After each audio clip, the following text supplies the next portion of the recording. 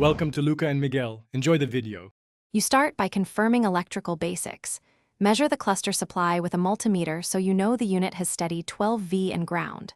Once done, check the specific speedometer fuse and related ABS or instrument fuses.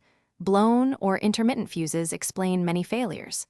Make sure to wiggle connectors while watching for flicker to find loose pins. If corrosion is present, clean with contact cleaner and brass brush. This restores reliable connectivity before deeper diagnostics. Next, diagnose the input.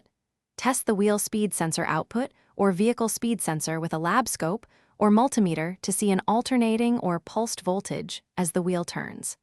Then trace the wiring back to the ECU, checking continuity and resistance to detect shorts to ground or power. Intermittent breaks often show near chassis entry points.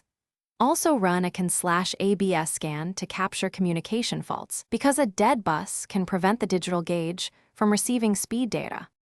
Finally, replace or properly repair any failed component. Swap the faulty sensor, repair the harness with soldered joints and heat shrink, or replace the instrument cluster if confirmed bad. Once hardware is healthy, reflash or calibrate the cluster and ABS unit so they agree on wheel circumference and speed scaling. Mismatched settings cause incorrect readouts. After reassembly, test drive while logging live speed and sensor data for 10 to 15 minutes. If the gauge still fails, check CAN termination and module ground. Thanks for watching and please subscribe.